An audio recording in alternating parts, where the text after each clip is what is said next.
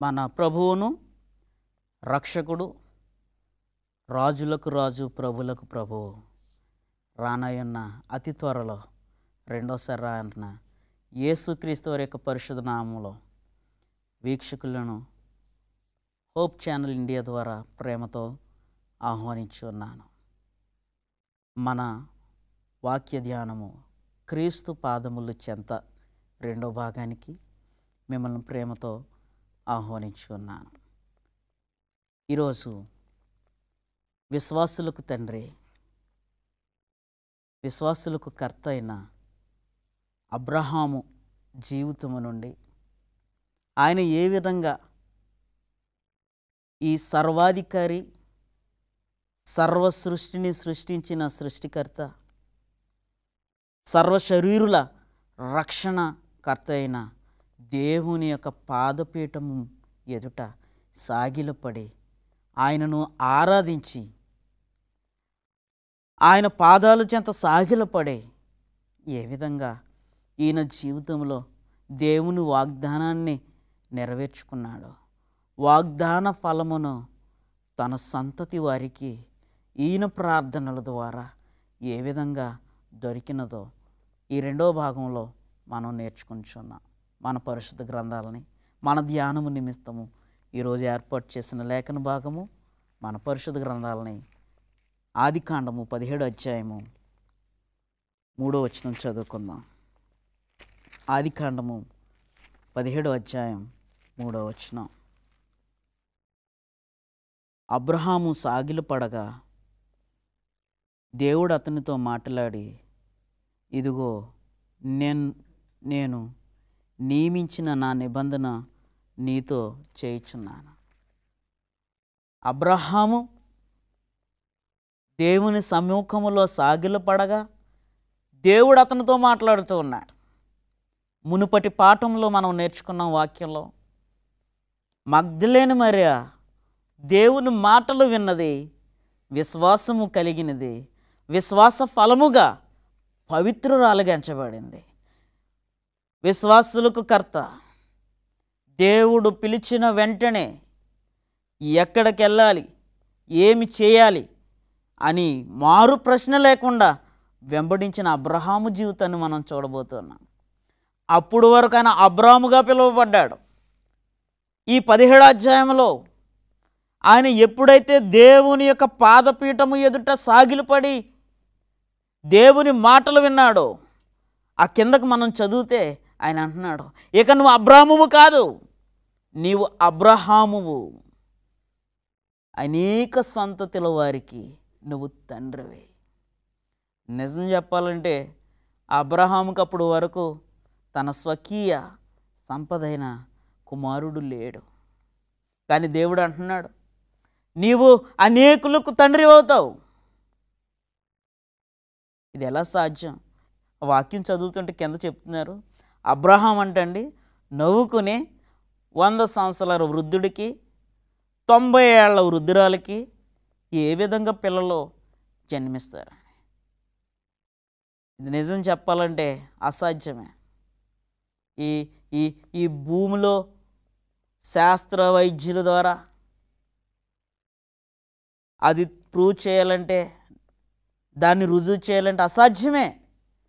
కానీ వాక్యం సెలవిస్తుంది, దేవునికి సమస్తము సాధ్యం. నీ జీవితంలో కూడా నువ్వు అసాధ్యం అనుకుంటున్నది, మన క్రైస్తవ జీవితాల్లో మనము అసాధ్యం అనుకుంటున్నది దేవునికి సాధ్యం. ప్రియమైన వారలారా, దేవుడి నామానికి మహిమ కలుగునుగాక. ఆమేన్. అబ్రహాము అసాధ్యముగా అనుకుంటున్నాడు. అబ్రహాముకు దేవుడు వాగ్దానం చేశాడు, నీ జీవితంలో ఈ వాగ్దానమును నేను నెరవేరుస్తానని ఆయన సెలవిచ్చాడు. కారణం ఏంటో తెలుసా? ఆయన సాగిలపడి ప్రభువుకు ప్రార్థన చేయుచున్నాడు, స్తుతించుచున్నాడు. మీరు అనొచ్చును, ఆయన నేల మీద సాగిలు పడితే ప్రభు పాదాలు పట్టుకున్నారని మీరు ఎలాగంటారు పాస్టర్ గారు అని. లేఖనాలు సెలవిస్తున్నాయి. 66వ అధ్యాయం యెషయా గ్రంథం నుండి 1వ వచనంలో ఆయన అంటున్నాడు, భూమి నా పాదపీఠము, ఆకాశము నా సింహాసనము. లేఖనాల్లో భక్తులు ఆకాశం వైపు కళ్ళెత్తారంటే ఏంటో తెలుసా? దేవుని సింహాసనం వైపు వారు నేత్రములు ఎత్తి ప్రభుని అడుగుతున్నారు. మనం ఒకసారి ప్రవక్తలను జ్ఞాపకం చేసుకుంటే హబక్కుకు ప్రవక్త అంటాడు 2వ అధ్యాయంలో, యెహోవా తన పరిశుద్ధాలయంలో ఉన్నాడు, భూమంతయు మౌనము వహించుగాక. అబ్రహాము ఆ సింహాసనసీనుడైన దేవుని పాదం పీఠము యొద్ద తను సాగిలపడి నమస్కరించి మనసారా ప్రార్థించినప్పుడు దేవుడు అబ్రహాంతో మాట్లాడుతున్నాడు. మగ్దలేను మరియతో మాట్లాడిన దేవుడు, అబ్రహాము, ఇస్సాకు, యాకోబుల దేవుడు, మన దేవుడు అబ్రహాముతో మాట్లాడుతూ ఉన్నాడు. ఎప్పుడండి? సాగిలపడి ప్రార్థించినప్పుడు. నీతో కూడా మాట్లాడతాడు దేవుడు. ఎప్పుడో తెలుసా? రహస్యమందో నువ్వు ఆయన ఎదుట సాగిలపడినట్లయితే. ఈనాడు క్రైస్తవ్యంలో, ఈనాడు విశ్వాసుల జీవితంలో దేవుని ముందు సాగులు పట్టలేదండి అనేకులు. రాజకీయ నాయకుల ముందు సాగులు పడుతున్నారు, ప్రధానులు ఎదుట సాగులు పడుతున్నారు, నాయకులు కాళ్ళు పట్టుకుంటూ ఉన్నారు. నువ్వు దేవుడి పాదాలు పట్టుకుంటే దేవునికి అసాధ్యమైనది ఏదీ లేదు. అనారోగ్యంతో ఉన్నప్పుడు వైద్యులు కాళ్ళు పట్టుకుంటూ ఉన్నారు. ఆయన అంటున్నాడు, గిలియాదులో గుగ్గిలము లేదా? అక్కడ వైద్యుడు లేడా? లేకపోతే నా యొద్దకు రండి. ఎందుకంటే ఆయన అంటున్నాడు, నిన్ను శీఘ్రముగా స్వస్థపరిచి యెహోవాను నేనే. నీకు గర్భఫలము లేదా? వయసు అయిపోయింది, నాకింకా గర్భము రాదు అని నువ్వు చింతిస్తూ ఉన్నావా? ప్రభు పాదాల చెంతకు నువ్వు వెళ్ళినట్లయితే, అబ్రహాము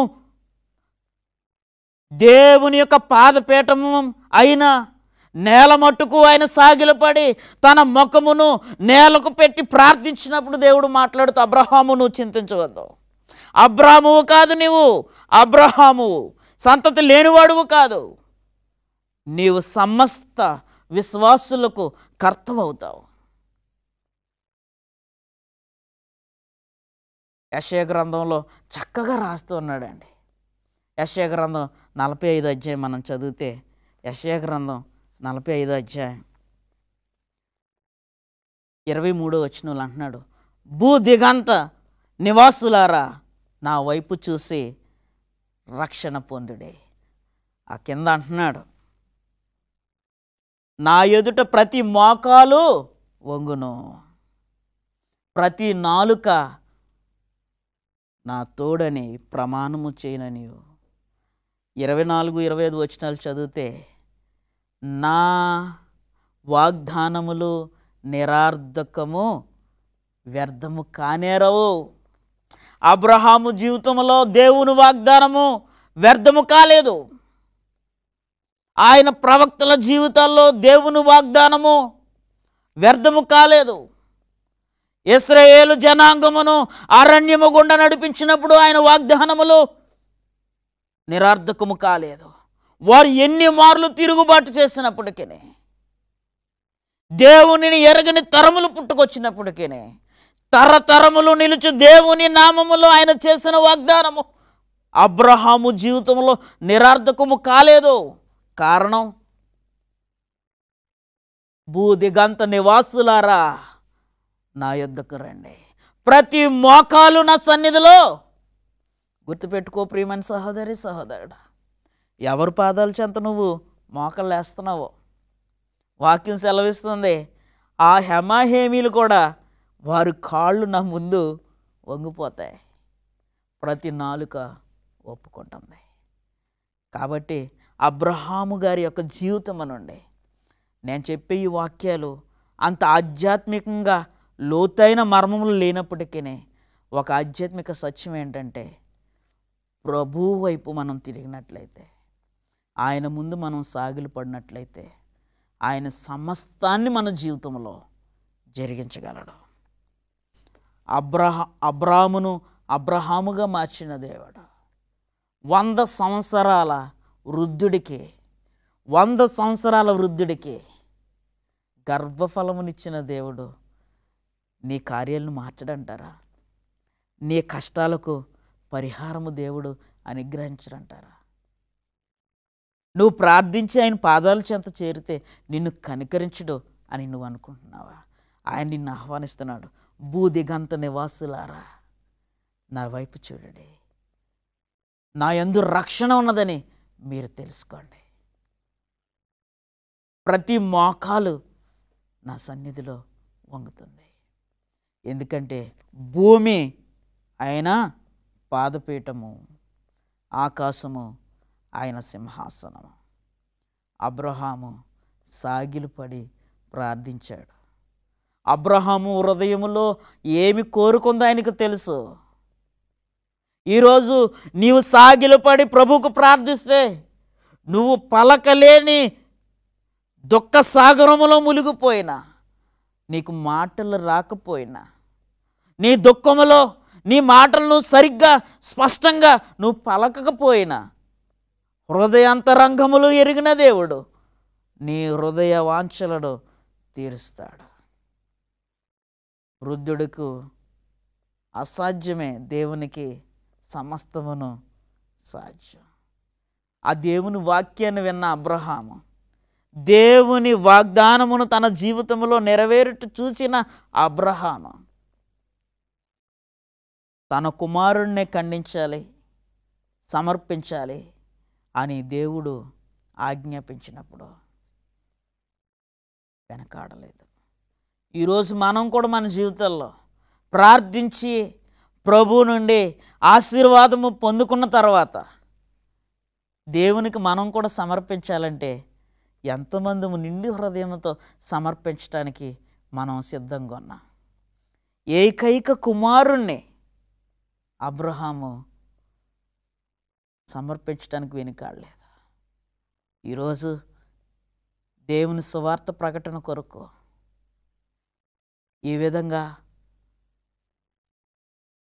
టీవీల ద్వారా ఈ సువార్తను ప్రచారము చేయడానికి దేవుడు మిమ్మల్ని ప్రేరేపించినట్లు దేవాలయముల నిర్మాణముల కొరకు అనేక మంది విద్యార్థులను ఉన్నత స్థాయిలో ఉంచడానికి అనేకులు సహకరిస్తూ ఉన్నారు. దేవుడి నామానికి మహిమ కలుగును గాక. దేవుడిచ్చిన దాననే దేవునికి మనం ఏమిచ్చి ఆయన రుణం తీర్చుకోగలం? ప్రియమైన సహోదరి సహోదరుడా, అబ్రహాము దేవుడిచ్చిన కుమారుణ్ణే అడిగితే అబ్రహాము వెనకాడలేదు. మనలో కొందరం పిడికిలు బిగిస్తూ ఉన్నామేమో, హృదయాలను కఠినపరుచుకుంటూ ఉన్నామేమో, ఆశీర్వాదము పొందిన తర్వాత దేవుణ్ణి మర్చిపోతూ ఉన్నామేమో. ఆయన పాదాల చెంతకు వెళ్ళినట్లయితే, ఈ భూమి ఆయన పాదపీఠము కాబట్టి నీవు సాగిలపడి ప్రభు సన్నిధిలో ప్రార్థించినట్లయితే అబ్రహాముకు కలిగిన మనస్సును దేవుడు మీకు కలగజేస్తాడు. దేవుని కొరకు మీరు ఏదైనా సమర్పించడానికి సిద్ధంగా ఉంటారు.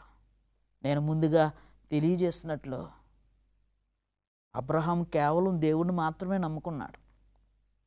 దేవుని మీదే ఆధారపడ్డారు. ఆయనకి కష్టం వచ్చింది, ప్రాణాపాయ స్థితి వచ్చింది, గొడవలు వచ్చినాయి, విడిపోయే సందర్భాలు వచ్చినాయి. తన స్వనిర్ణయము చొప్పున ఏది చేయలేదు. ఎందుకంటే లేఖనాలే సెలవిస్తూ ఉన్నాయి, నీ స్వబుద్ధిని ఆధారము చేసుకొనక దేవుని యొక్క చిత్తమునకు నువ్వు సమర్పించుకొని.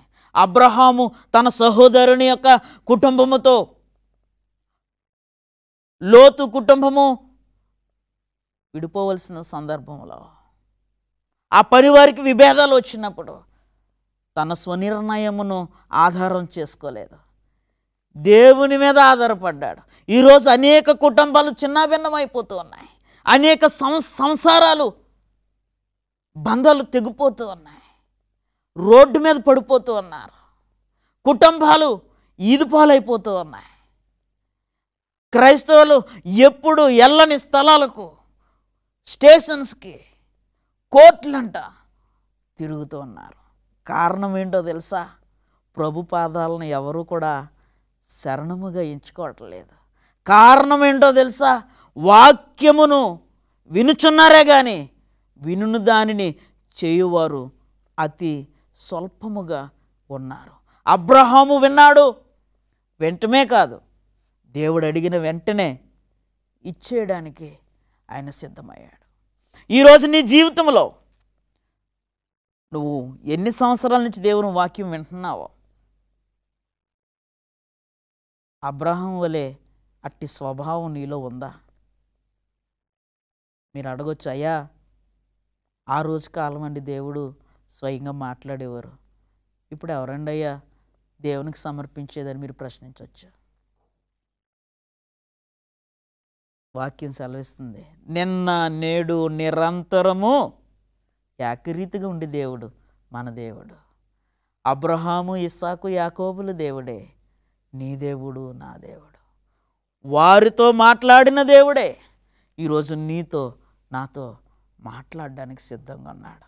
ఇంకో ప్రవక్త మనకు సెలవిస్తున్నాడండి. యెహెజ్కేలు గ్రంథం, మన పరిశుద్ధ గ్రంథాన్ని యెహెజ్కేలు 1వ అధ్యాయం 28వ వచనం మనం చదివినట్లయితే, ఆఖరి వచనం, అందులో ఆఖరి భాగం అంటున్నాడు, ఇది యెహోవా ప్రభావ స్వరూప దర్శనము, నేను చూసి సాగిలపడిగా నాతో మాట్లాడు ఒక స్వరము వింటినే. ఎంత అద్భుతమైన మాట అండి. ఆయన సాగిలు పడినప్పుడు అంటే దేవుని పాదాల మీద పడినప్పుడు, క్రీస్తు పాదాల మీద పడినప్పుడు ఆయన ముఖ స్వరూప దర్శనమును పొందిన ఈ ప్రవక్త అంటున్నాడు, ఒక స్వరము నాతో మాట్లాడుట నేను వింటినే. ఈరోజు నీ కుటుంబంలో సమస్య వచ్చినప్పుడు నువ్వు దేవుని మాట వినలేకపోతున్నావేమో, ఆయన స్వరాన్ని నువ్వు గ్రహించలేకపోతూ ఉన్నావేమో. నీ చుట్టుపక్కల వారి మాటలు విని,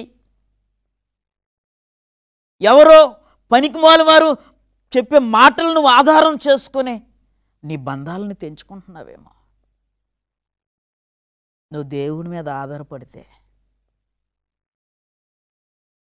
నువ్వు దేవుని స్వరాన్ని నువ్వు వినగలిగితే, ఆయన స్వరూప దర్శనమును, ఆయన ముఖమును నువ్వు దర్శించుకున్నట్లయితే, అబ్రహాము దర్శించుకున్నాడు, అబ్రహాము విన్నాడు. ఎటువంటి పరిస్థితినైనా కూడా ఆయన మోకరించి ప్రార్థించక కార్యాలు జరిగాయి. కేవలం అబ్రహామే కాదండి, మనకి నేను ఈ వాక్యము చెప్తుండగా అనేక మంది ప్రవక్తలను మీరు ధ్యానించుతూ ఉన్నారు. నాకు తెలుసు ఆ విషయం. నేను ఈ అబ్రహాం గారి కొరకు మాట్లాడుచు ఉండగా ఇంకా వేరే మన పితరులు ప్రవక్తలను మీరు జ్ఞాపకం చేసుకొని ఉన్నారు. అది నాకు బాగుగా తెలుసు. కానీ నీ జీవితం ఏంటి? ఆ ప్రవక్తలు విన్నారు, దర్శనం చేసుకున్నారు, ఆ ప్రవక్తలు ఆయన వాక్యము విని దాని ప్రకారము జీవించారు, వారు ధన్యులయ్యారు. మరి నీ గురించి ఏంటి? నువ్వు వినగలుగుతూ ఉన్నావా? యెహెజ్కేలు అంటున్నాడు, ఆయన ముఖ దర్శనమును స్వరూప దర్శనము నేను చేయగా, నేను సాగిలపడగా, ఆయన పాదాల మీద నేను పడిపోగా, ఒక స్వరము ఏంటండి మాట్లాడుట నేను వింటిని. ఈరోజు నీతో ఆ మెల్లని స్వరం మాట్లాడాలని ఆదరణకర్త, సర్వసత్యములోనికి నడిపించు యేసుక్రీస్తు, ఆయన అనుగ్రహించిన పరిశుద్ధాత్మ దేవుడు సంధి చేసుకుని నీతో మాట్లాడాలని ఆశపడుతున్నాడు. నువ్వు గుర్తించగలుగుతున్నావా? నువ్వు గుర్తించగలుగుతున్నావా? ఏ పరిస్థితిలో ఉన్నావో? అబ్రహాం వలె గర్భఫలము లేని స్త్రీగా పురుషుడిగా నువ్వు ఉన్నావేమో. సమస్యల్లో కొట్టుమిట్లాడుతూ ఉన్నావేమో. ఆర్థిక ఇబ్బందుల్లో నువ్వు ఉన్నావేమో. ఆయన స్వరూప దర్శనమును నువ్వు పొందినట్లయితే, ఆయన స్వరాన్ని నువ్వు విన్నట్లయితే, ఆయన అంటున్నాడు, నేను నిన్ను ఆశీర్వదిస్తాను, నా వాగ్దానములు వ్యర్థము కానేరవు. ప్రతి సంవత్సరం నూతన సంవత్సరంలో మన సంఘాల్లో సేవకులు ప్రార్థించి ప్రతిష్ఠించి దేవుని వాగ్దానాలు మనకి ఇస్తారు. ఎంతో ప్రార్థనతో భక్తి శ్రద్ధలతో ఆ వాగ్దానాలు మనం తీసుకుంటాం. కొన్ని నెరవేరుతూ ఉంటాయి, ఎంతో ఆశ్చర్యపోతూ ఉంటాం, దేవుడు చెప్పింది నా జీవితంలో చేశాడని. అవును, ఆయన వాగ్దానాలు ఎన్నటికీ నిరర్థకం కానారు. భూమి ఆకాశములు గతించిపోవును కానీ నా మాటలు గతించిపోవని లేఖనాలు సెలవిస్తూ ఉన్నాయి. కానీ మనుషులుగా మనమే ఆశీర్వాదము పొందితే ఒకలాగా, పొందకపోతే ఒకలాగా, పొందే వరకు ఒకలాగా, ఆశీర్వాదం పొందుకున్న తర్వాత ఒకలాగా. కొందరు కొన్ని సందర్భాల్లో మన భక్తి శ్రద్ధలను చాలా చక్కగా ప్రదర్శిస్తూ ఉంటాం. కానీ సంవత్సరాలు గడిచే కొద్దీ ఏమైపోతుందా భక్తి ఆ శ్రద్ధ? మగ్దలేని మరియ గారు ప్రభు పాదాల చెంత చేరింది, పవిత్రురాలుగా పరలోకం వెళ్ళే అవకాశం కల్పించుకుంది. ఆమె పాపం మొత్తం పరిహరించారు యేసుక్రీస్తు వారు. అబ్రహాము విశ్వాసులకు కర్తగా దేవుడు చేశారు. కారణం ఆయన స్వరూప దర్శనముతో పాటు ఆయన మాటలు విన్నాడు, ఆయన వాక్యాన్ని విన్నాడు. ఈరోజు నీవు కూడా ప్రియమైన సహోదరి సహోదరుడా, వీక్షిస్తున్న ప్రతి పరిశుద్ధ దేవుని బిడ్డకు, దేవుని సేవకునిగా నేను తెలియజేస్తున్నాను. నీ పరిస్థితి ఏమైనప్పటికీ దేవుని ముఖ దర్శనమును, ఆయన స్వరూప దర్శనమును నువ్వు కోరినట్లయితే ఆయన మాట నువ్వు వినుట వలన విశ్వాసము కలుగుతుంది అని వాక్యం సెలవిస్తుంది. వినుట వలన విశ్వాసంతో పాటు నీ జీవితంలో నా జీవితంలో ఆయన ముందు మనం సాగిలు పడినట్లయితే ఆయన మనకి ఏమీ కొదువు చేయడండి. అడవికి రాజైన సింహం యొక్క పిల్లలైన ఆకలి కొంటాయేమో కానీ దేవునిని ఆశ్రయించిన వారికి ఏ కొదువా ఉండదు, ఏ మేలు కూడా కొదువు అవ్వదు. మరి నీ జీవితంలో నీ ఎవరిని ఆశ్రయిస్తున్నా? ముందుగా నేను చెప్పినట్లు ఎవరి పాదాల దగ్గరికి నువ్వు వెళ్తున్నా? ఎవరికి నువ్వు సాగిలు పడుతున్నా? భూమి పాదపీఠముగాను ఆకాశమును సింహాసనము చేసుకున్న ఈ భూమిని నీతి న్యాయములతో పరిపాలిస్తున్న ఘనమైన దేవుని యొక్క పాదాల చెంతకు వెళ్తూ ఉన్నావా? లేక అల్పకాల భోగములను కొనసాగించటానికి క్షణభంగర జీవితమును కలిగిన నరులను నువ్వు ఆశ్రయిస్తున్నావా? ముగింపులో అబ్రహాము గారిని జ్ఞాపకం చేసుకుంటూ నీవు ఆయన సన్నిధానములో సాగిలు పడినట్లయితే ప్రభు నీ ప్రార్థన నా ప్రార్థన ఆలకించి మనకు ఉత్తరం ఇచ్చి మనల్ని మన జీవితాల్లో ఆయన వాగ్దానాన్ని నెరవేరుస్తారు. ఇదే మన ప్రార్థన అయితే నాతో పాటు ప్రార్థనలు ఏకీభవించండి. పరిశుద్ధుడా, ప్రేమ కలిగిన తండ్రి, అబ్రహాము యొక్క జీవితం నుండి మీరు ఎంత గొప్ప కార్యములను చేయగలరో మీ పాదాలు చెంతకు చేరితే మేము నేర్చుకున్నాం. మేమున్న స్థితిలోనే ఈరోజు నీ పాదాలు చెంతకు వస్తూ ఉన్నాము తండ్రి. సహాయము చేయమని యేసుక్రీస్తు వారి యొక్క పరిశుద్ధ నామములో ప్రార్థించి వేడుకుంటున్నాము తండ్రి. ఆమేన్.